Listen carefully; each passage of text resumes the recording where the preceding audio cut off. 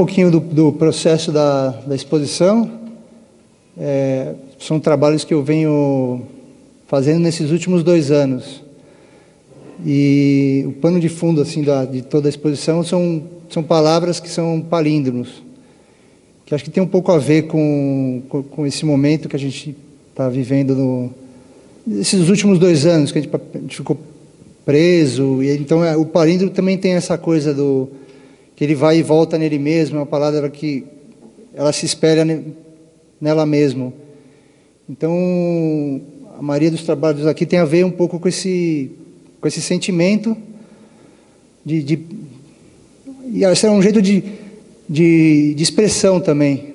Acho que é a primeira vez que entrou palavras assim muito mais contundente no meu trabalho, mas isso eu acho que é um pouco da necessidade do momento que a gente está vivendo.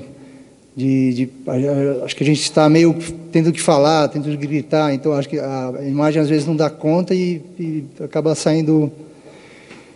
E o palíndromo, para mim, um pouco, ele tem esse espelhamento que vem da geometria. Então, ele conversa assim muito com a galeria nesse sentido de ser uma palavra geométrica. Então, ele vem um espelhamento dos signos.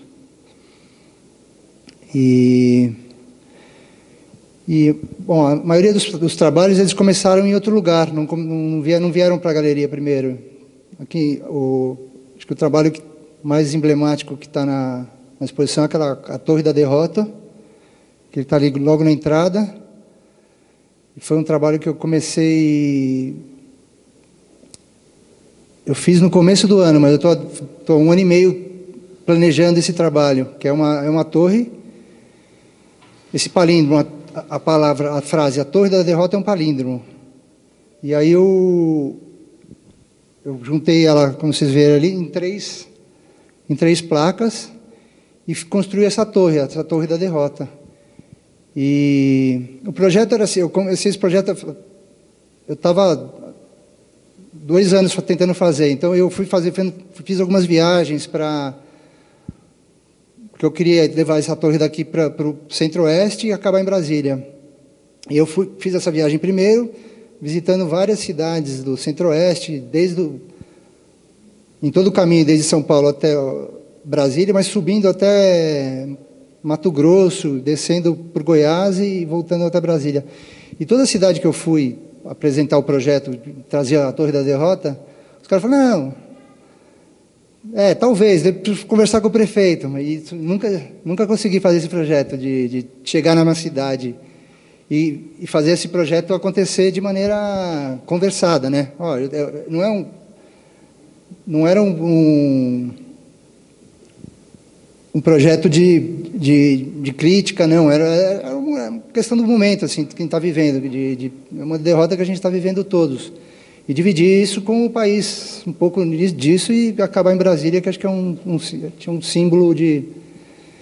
Mas nenhuma cidade aceitou. Então, acabei fazendo no final, eu e 2 amigos, meu filho e mais um amigo, uma torre na caçamba, e levamos essa torre durante 10 dias, em várias cidades.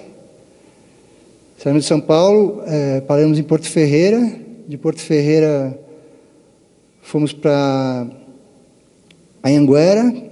Porto Ferreira é uma cidade super do agronegócio, perto de Ribeirão.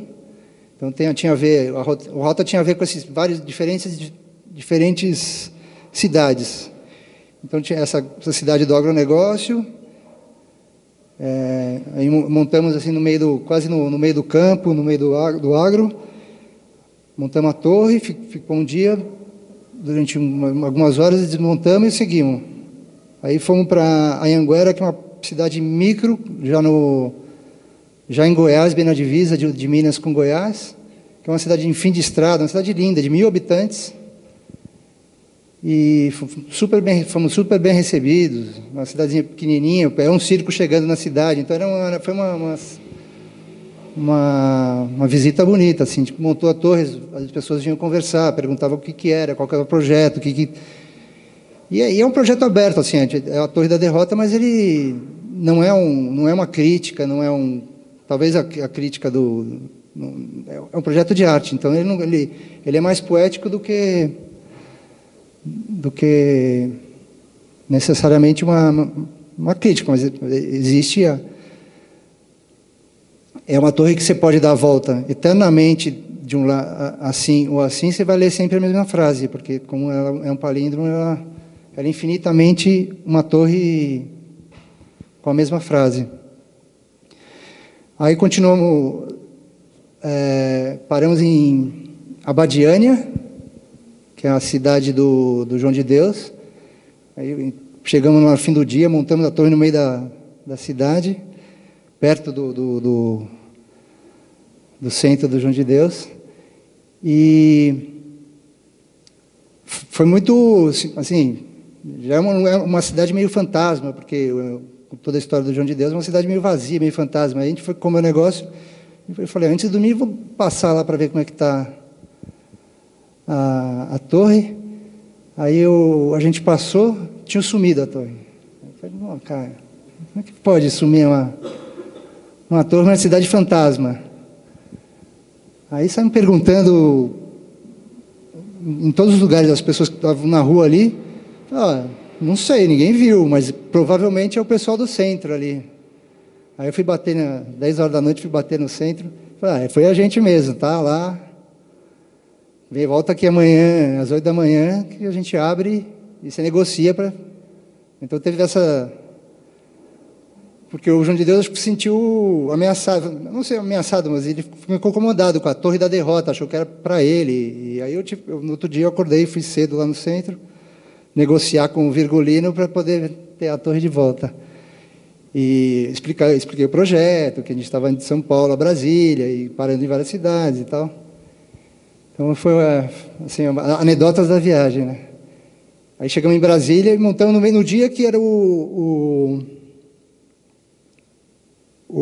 ato do Caetano em prol da natureza. Então foi bonito, assim. Chegou no final de tarde, estava acontecendo já o ato, a gente montou a torre no meio do ato, e depois remontamos a torre de Brasília mais uma vez. Então, isso para dizer que parte dos trabalhos que estão aqui, eles foram para a rua de alguma maneira. Aquele osso que está na entrada, eu também imprimi ele e botei nos lugares na cidade. Tinha um lambe-lambe, metem, mamam e matam também, que virou um lambe-lambe. Então, parte desses trabalhos, eles nasceram com o propósito de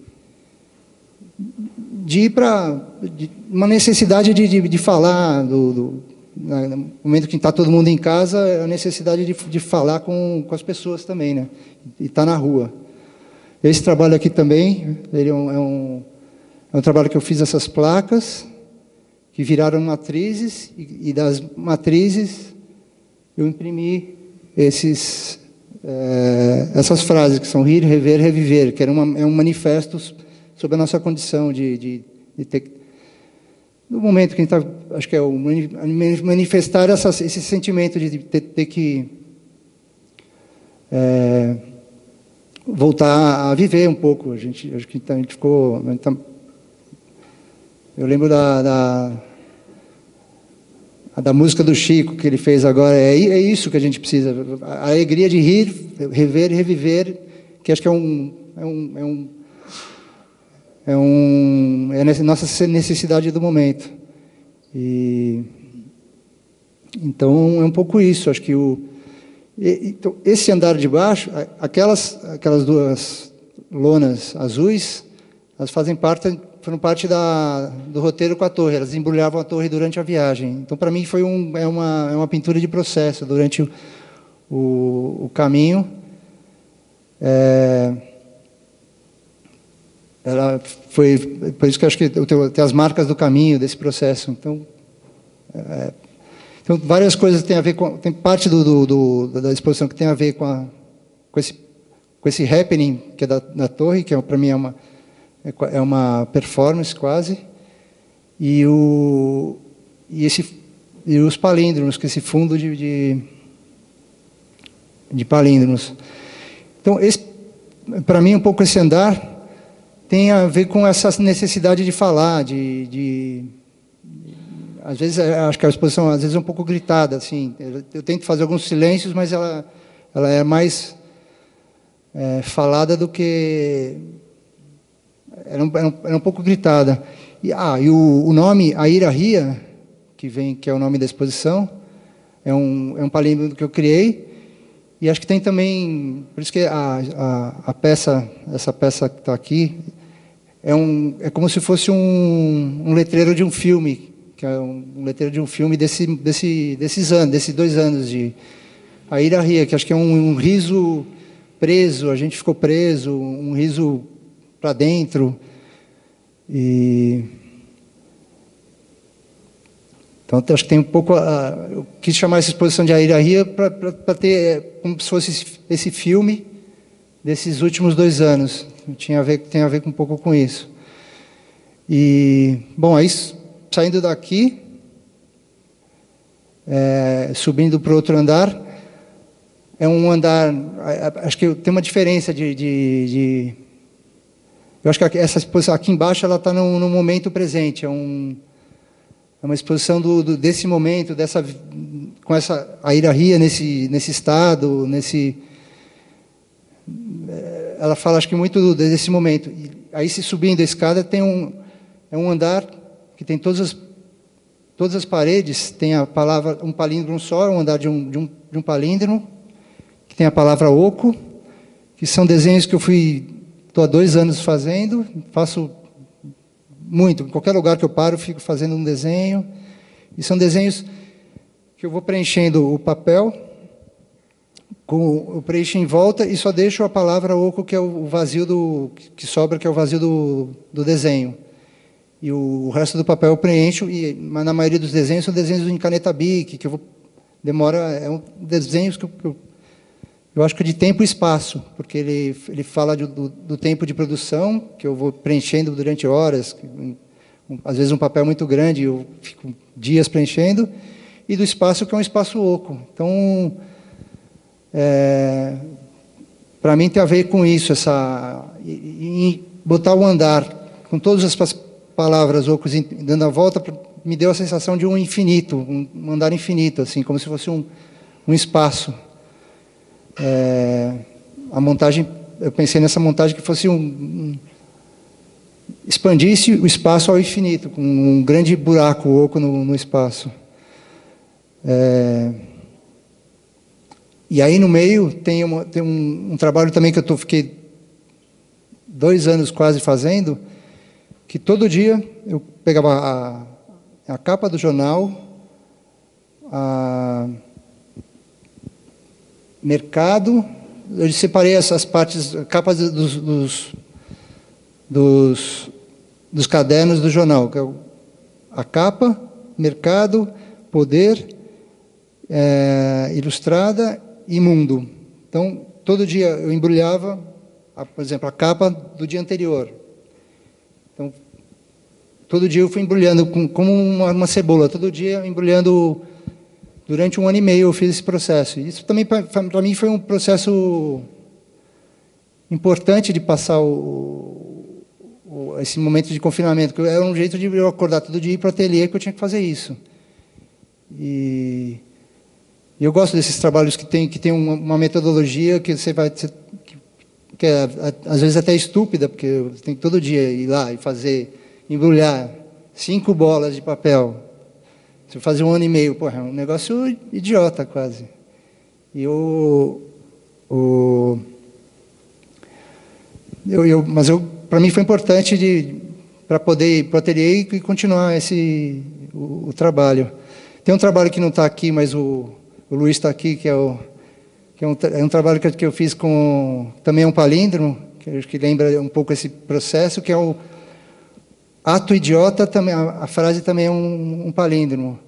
Então, é uma publicação que a gente fez junto com a ICREC, que tem eu vou carimbando cada letra desse ato idiota num caderno que ele vai se desdobrando. Ele vira, e aí você desvira o caderno e ele continua no infinito. O caderno em si já é o infinito.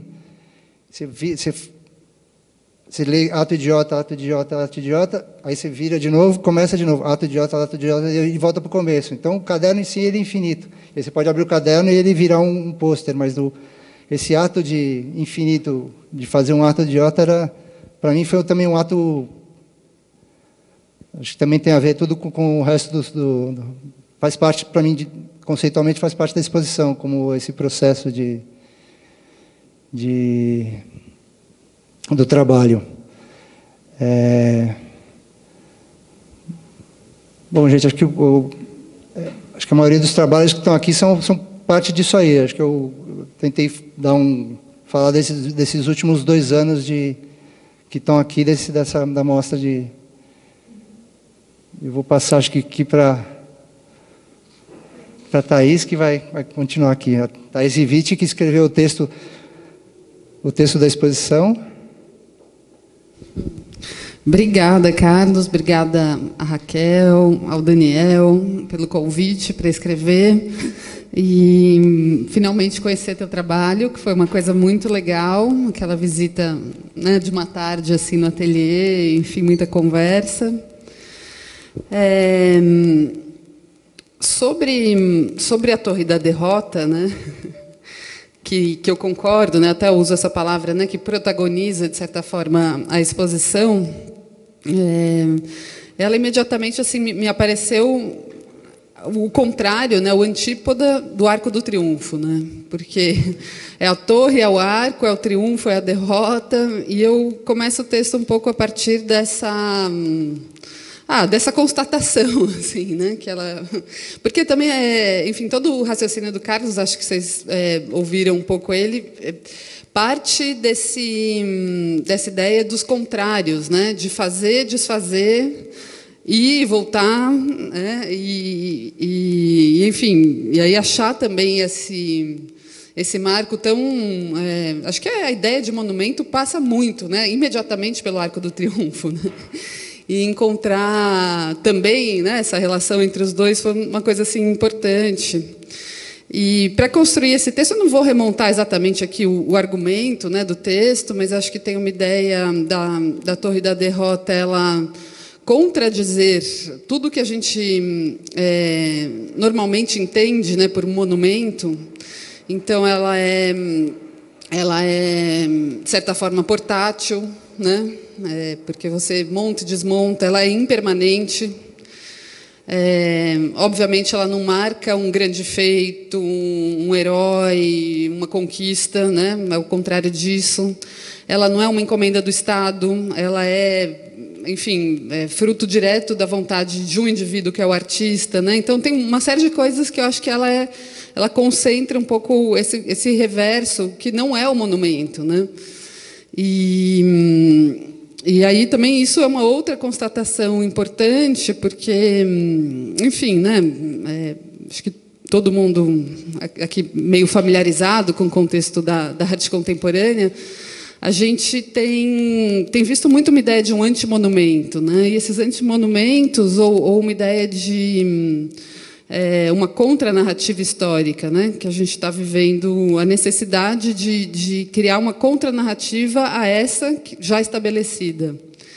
E ela se dá num caminho muito, normalmente, assim, num caminho muito unívoco, né? Que é você recuperar aquilo que ficou de fora na história. Então, aquilo que, né, aquelas comunidades que não tiveram sua produção reconhecida, aquelas ideias que não faziam parte, né, do grande pensamento ocidental, branco, enfim, aí vai, né, heteronormativo, macho, né? Você recupera tudo isso numa ideia muito narrativa, né, muito colada essa ideia da narrativa. E eu acho que o que o Carlos faz aqui é recuperar também essa necessidade, defender a necessidade de uma contranarrativa histórica, mas muito próximo à linguagem, né? A linguagem, aí não estou falando só da língua, porque também é acionada, mas também da linguagem artística, assim, né, na sua base, né, na sua forma, no seu material, na sua aparição visual para a gente, né? Então, eu achei muito bonito também essa contribuição, né? Ver isso no teu trabalho. Com isso, eu não estou falando que não é um trabalho político, né? Eu acho que tem muito, né? Bom, isso aqui é um cartaz, né? Um cartaz é uma placa que se leva em protesto. Né, a Torre da Derrota montada em Brasília, a palavra osso como significante, né, abrindo ali a exposição, falando, né, uma gíria, né, para tempos difíceis, né, tá osso. Enfim, eu acho que está aí, né, também uma posição forte. Não estou falando isso, mas eu acho que você, enfim, lida com essa ideia de criar uma contranarrativa histórica a partir da linguagem, né? E acho interessante que essa exposição também aconteça aqui, né, nessa galeria que tem a sua história marcada também pela presença de artistas, enfim, que trabalham desse jeito, né, que trabalhavam e trabalham desse jeito. Não, eu estava aí também pensando, né? Então, se a gente, com certeza, seu trabalho dialoga com a arte concreta, né? Não tem como não perceber isso, né? Acho que até o texto do Jacopo, que eu estava lendo aqui rapidamente, fala, né, sobre o poema concreto, né? Assim, enuncia, né, com todas as letras. E acho que o teu caminho é muito por aí, né? E há algo também muito brasileiro, né? Assim, muito importante, né, nessa história que está sendo revista. Enfim, eu acho bonito retomar esse fio desse lugar, né, da história da arte concreta. Eu estava pensando, por exemplo, né, se a gente pensar no anagrama, você falou do palíndromo, mas também tem anagrama, né? Anagrama, acho que todo mundo sabe, né, quando a gente usa as mesmas letras para compor palavras diferentes, né? Sei lá, pedra e padre, né? Um anagrama. E também tem muito desse raciocínio, né? E eu fico pensando o quanto isso se reflete numa obra, né, concretista, vamos dizer assim, bem típica, bem clássica, né? Que você também tem uma reordenação, né, do espaço, mas muitas vezes assim com áreas de cor, né, mas que tem uma proporção, que se deslocam naquele mesmo espaço, mas que guardam entre si uma relação, né? Então, parece que o anagrama e uma pintura concreta elas dialogam de um jeito muito próximo, né? E, enfim, acho que isso é muito interessante e vem também do teu trabalho, da tua pesquisa, né, anterior. Acho que essa relação, quando você fala em geometria, né, acho que está aí também. Então, restituir esse vínculo entre a língua, a linguagem, entre a escrita e também uma certa codificação visual, né? Uma linguagem visual e a linguagem escrita, eu acho super interessante, assim, que você chega aqui. Falando um pouco da construção desse texto, eu fiquei tentando lembrar a expressão, eu não sei se é bem assim, acho que talvez ela exista mais em inglês, né? Mas eu ia falar que eu calcei os sapatos do Carlos, né, para escrever o texto. Tentei fazer isso. Porque, percebendo que a matéria dele é a palavra, e que eu ia lidar com isso, inevitavelmente fazendo o texto, eu fui tentar fazer meus anagramas e palíndromos também, né? Então, foi um texto bem diferente assim, de se fazer, né? E é curioso, porque nessa tentativa, eu até falo assim, muito bem-humorada, né? Porque eu não chego né, nesse lugar poético propriamente, né, dos trabalhos como o oco ou mesmo o osso, né, que aí a reverberação, né, dessas idas e vindas, né, enfim, do oco ser, além de ser um palíndromo, ser, enfim, o vazio do papel, né, porque se você entra na viagem do Carlos, você não sai mais, né? Você começa a ver. Perguntei para ele, quando que é a mesa? Dia 18. Que horas? Ele, às 18. É meio assim. Eu falei, só porque não tem 81, né? Senão seriam as 81 horas do dia de hoje. Para ser um palíndromo. Não, no exercício um pouco assim escolar, mas que eu achei interessante de tentar fazer, de construir esses palíndromos e anagramas no texto, a gente vai percebendo, assim, parece que a gente às vezes encontra algo que já existia, assim, uma regra que você fala assim, nossa, achei aqui, né, nessa expressão que eu consegui fazer, que eu consegui encontrar, tão feliz, e fala do trabalho, e é um palíndromo. Que coisa assim fantástica, né? Parece que assim é da ordem de um mundo que tem a sua regra revelada, né? Um pouco assim um destino revelado, né? Assim, e por outro lado, quando não sai, né? Aí você fica lá tentando o exercício, não sei o quê, aí parece que aí também você vai para as palavras em outro idioma, né? O só ida, adiós. Você vai apelando, né? Aí também tem um limite, porque senão aí você está roubando muito, né? no jogo, na regra.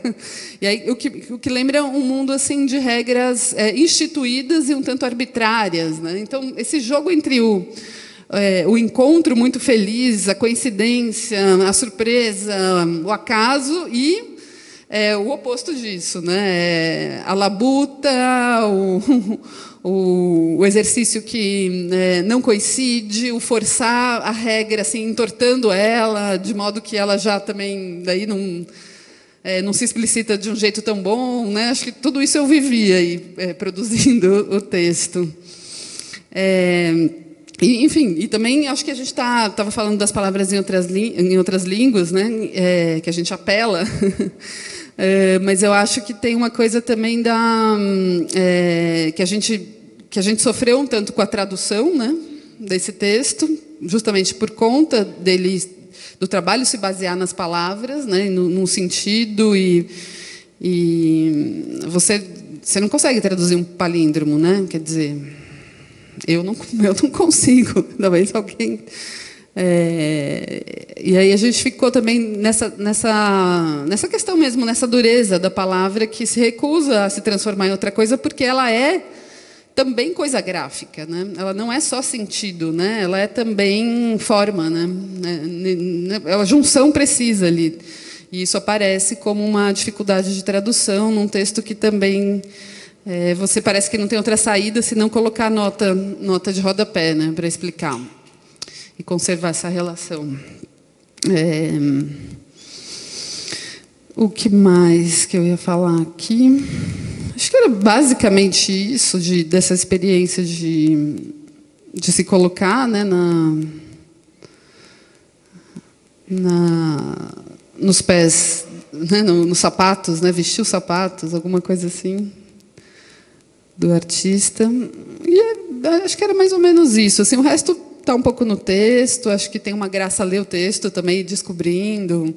Eu achei que o título ia passar muito desapercebido, não a você, mas acho que o Luiz, alguém comentou, falei, adorei o título do texto, porque é um anagrama com Carlos Nunes, né? Mas eu falei, será que as pessoas vão perceber, né? Também tem isso, né? Será que o exercício vai se dar, né, mesmo publicamente ou não? Eu gostei de ver aqui que foi percebido, tal. E, enfim, acho que para uma primeira conversa é isso, né? Obrigado. Eu achei que do anagrama, eu fiquei muito, quando eu li pela primeira vez, fiquei emocionado, assim, falei, com essa relação muito, fez um exercício realmente de entrou no trabalho uma coisa muito de jogo mesmo, é um exercício de jogo, então fiquei emocionado, assim. Eu acho que agora o Jacopo tá ali com a gente. Oi. Tudo bem? Tudo bom, Jacopo? Tudo bem. Bom, boa noite a todos. Peço desculpa pela minha ausência, mas eu estou com Covid e não pude estar aí hoje, infelizmente, mas não quis perder a chance de conversar um pouco com o Carlos, com a Thaís. E um pouco como a Thaís fez, eu vou trazer algumas considerações que me ocorreram quando eu fui escrever o texto. Agora, antes disso, eu acho que uma coisa importante para mim, quando eu fui escrever esse texto, duas coisas, na verdade. O primeiro a primeira é que a Thaís já tinha escrito o texto dela, então, diferentemente dela, eu li o texto que ela escreveu antes de escrever o meu. E isso não é uma coincidência, digamos, o fato que eu tenha decidido ir um pouco por outro caminho no meu texto. E a outra consideração, tão importante quanto, é que eu acompanho o trabalho do Carlos já faz bastante tempo. E aí, na junção dessas duas coincidências, digamos, o texto foi meio que se escrevendo sozinho. Primeiro porque eu queria falar, assim, a gente tinha com o Carlos conversado bastante antes, durante a preparação da exposição, eu tinha estado lá no ateliê, então a gente tinha faz tempo, mas tinha especificamente em relação a essa exposição um diálogo que já era bastante fresco. E a minha prima intuição teria sido apontar para um lado realmente político, de uma dimensão atual do trabalho, de olhar para o que está acontecendo no país nesse momento, que talvez seja um ponto que em outros trabalhos anteriores não tinha, né, ou tinha menos. Eu acho que, nesse sentido, o texto da Thaís já dava conta disso um pouco, por isso que eu não fui a fundo nisso, mas me parece, assim, como agora eu que estou com a palavra, me parece importante também dizer que é um aspecto que eu acho muito importante dessa exposição, e é um aspecto que se faz evidente também, Carlos, quando você conta episódios como da chegada em Brasília, ou principalmente da retirada da torre por parte dos exaltados do João de Deus, porque é algo, e aí eu acho que é uma coisa que talvez não tenha sido explicitada, ou talvez seja só uma minha impressão, depois eu quero ouvir o que você acha, mas tem algo nesses trabalhos todos, da exposição, que falam de maneiras muito diferentes para cada um. E eu acho que a Torre da Derrota é muito simbólico nesse sentido. Quando você coloca uma Torre da Derrota na frente de cada um de nós vai ter uma razão para achar que você está falando da gente. E eu acho que isso tem a ver com cada um e tem a ver com o momento que o país está vivendo. Não tem como achar que, nesse momento, não haja alguém que se sinta derrotado. Pelo menos essa é a minha sensação. Se sentir derrotado não quer dizer que a gente acha que a guerra está perdida. Eu acho que a exposição fala muito disso, né? Mas que algumas batalhas a gente perdeu nos últimos anos, todos nós, eu acho que é um fato. E aí cada um lê esses trabalhos de uma maneira diferente, mas cada um acha neles alguma coisa. E isso eu acho que queria trazer, porque para mim é uma consideração meio poética, talvez muito minha, pessoal, mas que tem muito a ver com a maneira como os trabalhos são construídos, porque a ideia do palíndromo, de você olhar de maneiras distintas, de uma direção e na outra, também tem a ver com isso, né? Você não sabe nunca, isso já falo claramente no texto, em que direção que você tem que ler as coisas.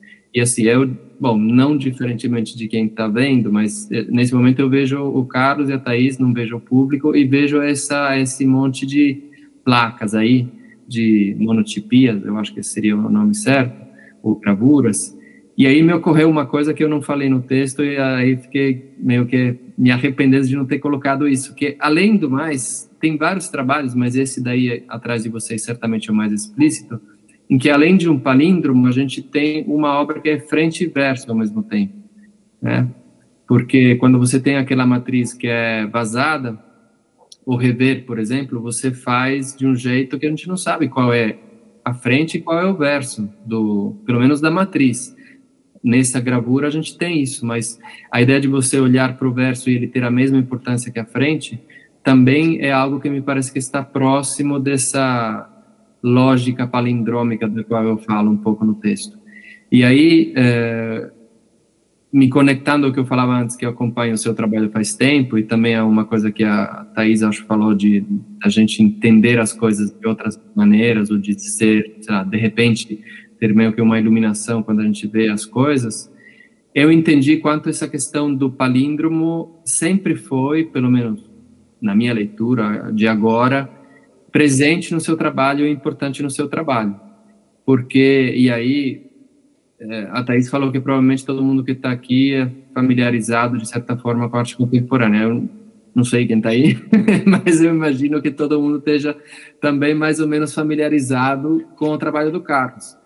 E a ideia específica do palíndromo, acho que nunca entrou no trabalho do Carlos, mas quando ela entra com essa força, antes dessa exposição, quero dizer, mas quando ela entra com tanta força como nessa exposição, a gente é meio obrigado, como num palíndromo, a ler de outra maneira tudo que ele fez antes.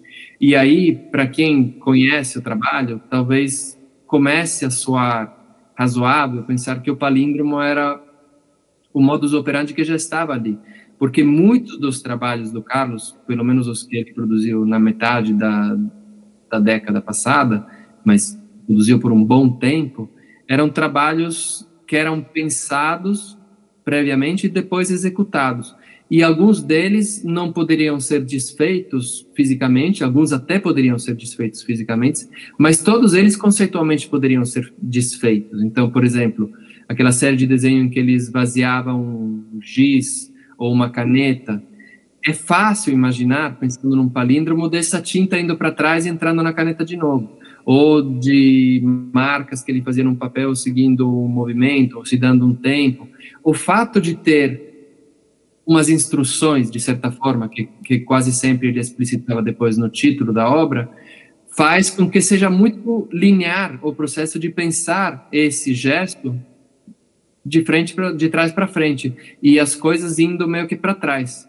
E aí, a mim, esse foi o ponto em que essa exposição, de repente, deixa de ser uma ruptura, que de qualquer maneira eu continuo achando que ela é, por essa dimensão política que entra com muita força, e se torna muito mais uma continuidade. E aí os trabalhos do andar de cima, ou da série Oco, talvez sejam os mais emblemáticos nesse sentido, né? Porque do ponto de vista da construção deles, eles também lembram muito de perto trabalhos seus mais antigos, né, Carlos? Realmente ir preenchendo um espaço porque você tinha se dado aquela tarefa, mas ao mesmo tempo, diferentemente desses trabalhos que eu estou citando, ou que eu estou pensando em que o que importava era o gesto de esvaziar a caneta, o gesto de preencher um papel de um determinado tamanho, etc., aqui, em mais uma inversão, o que importa é o espaço que se deixa vazio, né? Que talvez eu esteja enganado, mas eu não lembro de nenhum trabalho naquela época em que a questão era o vazio. Era sempre muito mais, pelo menos, o preenchimento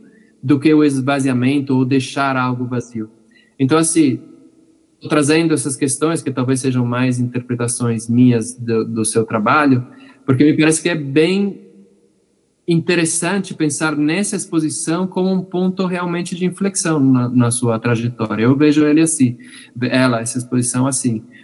Por um lado, tem muito a ver com o que você fazia antes, e por outro tem uma mudança que é essa dimensão política, que eu acho que está muito mais presente, e também a presença da palavra, né? Como a Thaís falou, tem uma relação direta com os poemas verbo e voco visual dos concretos, mas se pensando no seu trabalho também, você pode me corrigir, mas eu acho que das primeiras vezes, pelo menos que você usa com essa força, a presença da palavra, né? Então, é também um ponto de inflexão no seu trabalho, mas que também, de novo, se conecta com uma tradição, tanto sua quanto de outros, que me parece que faz todo sentido, assim, trazer essas questões para começar uma conversa. Então, era isso, mais ou menos, que eu queria trazer. Não sei se eu fico por aqui, se eu vou, vocês que resolvem aí. Não sei a facilidade de eu participar desse debate daqui, mas pelo menos eu vou ficar escutando. Aí, se tiver qualquer coisa para acrescentar, eu interrompo aí. Bom, Jacopo, primeiro é um luxo ter você aqui. E acho que isso aí também... essa visão que o Jacopo tem do trabalho que ele conhece há muito tempo. Então, acho que... só queria agradecer primeiro, antes de tudo, que os dois, a Thaís conhece a amiga nova e amigo velho, então acho que eu só queria agradecer os dois pelos textos. Bom, acho que agora a gente pode abrir para perguntas. E uma coisa que o Jacopo falou e eu achei interessante em alguns trabalhos por exemplo, do oco, a palavra virou imagem para mim. Então, ela vai virando o desenho, vai virando imagem, vai virando imagem. E tem uma coisa que me aconteceu aqui no meio na montagem da exposição, que o trabalho que está na porta lá fora, ele está... eu dividi a Torre da Derrota em várias... Essa frase, a Torre da Derrota, tem ato, torre, rota e derrota. Tem essas 4 palavras. E eu escrevi uma parte do andaime que acompanha também na viagem com a torre. Eu escrevi essas 4 palavras. E a derrota, eu escrevi com 2 Es, derrota. Eu fiquei, caramba, e eu não vi. Eu só vi o Daniel, quando chegou e estava montando, ele falou, pô, você é de propósito o derrota? Eu falei, não, acho que virou imagem na minha cabeça que tem 2 letras e eu fiz derrota. Então, é uma anedota acho que da palavra que vira desenho e ela virou outra... Não, pensando se você não fala um pouco da publicação também, porque ela ficou tão especial. Não sei se você quer falar um pouco dela. Posso falar. Ela foi... A publicação foi... logo depois que a gente montou a exposição, depois de 2 dias, a Raquel me ligou, falou, você podia passar hoje aqui? Eu estava indo para a praia, eu falei, não, posso passar na segunda, Raquel? Aí ela...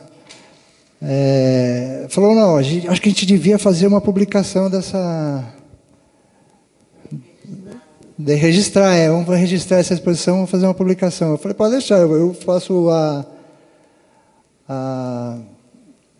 o Ding tinha feito as fotos incríveis da exposição, eu falei, tá fácil, né, vou fazer já tenho as fotos. Aí a Raquel falou, eu vou pedir para o Iaco para fazer um texto. Eu falei, aí juntou as 2 coisas, aí tem a publicação que fala da exposição e tem uma parte que é a Torre da Derrota, que é um adendo dentro do catálogo e que conta todo o processo, um pouco do processo. Tem o texto da Thaís. Na verdade, eu não botei em texto inteiro, ele tem uma parte só que fala mais da torre e as fotos desse processo e o caminho e tal. Então, é uma parte assim só para pontuar deixar claro esse momento. E, bom, agora acho que vamos abrir para perguntas. Sim, não, é que é muito apropriado, digamos, né, ter uma publicação nessa exposição, porque acho que você usa muitos processos gráficos aqui, né? Sim, é verdade, eu não tinha pensado nisso. E aí parece que é mais uma peça aqui, né, que você também... Mais um objeto, mais uma obra, de algum jeito que você... E vai como uma coisa de registro também. São vários registros e aqui mais um registro, né? O registro do registro, às vezes, talvez seja... Pode pensar... Tá vendo? É sem fim, né? É sem fim, Ia dar um retorno bem direto da exposição. O Carlos. Né? Covid.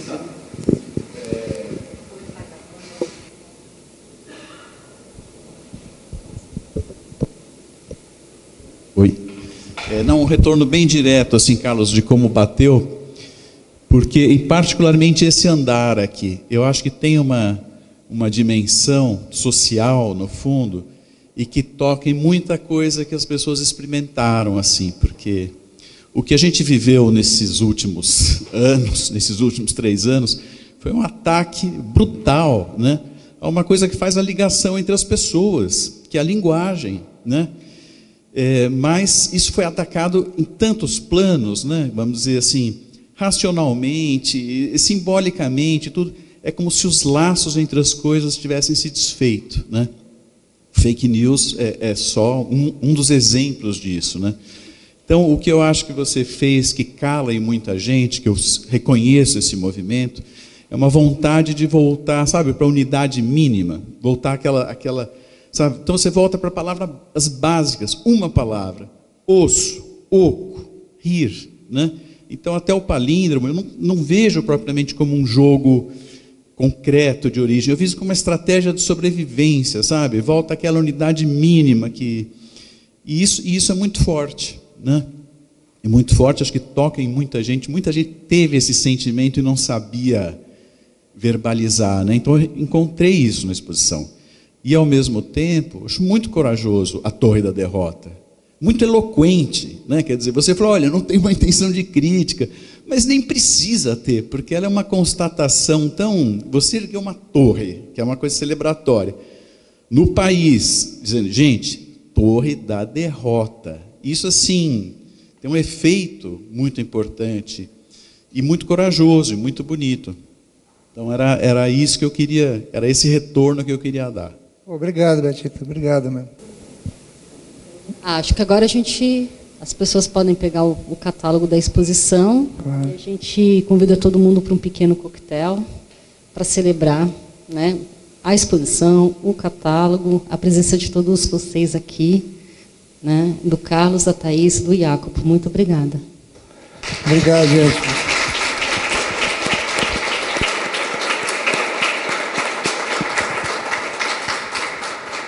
Bom, obrigado, gente, tudo.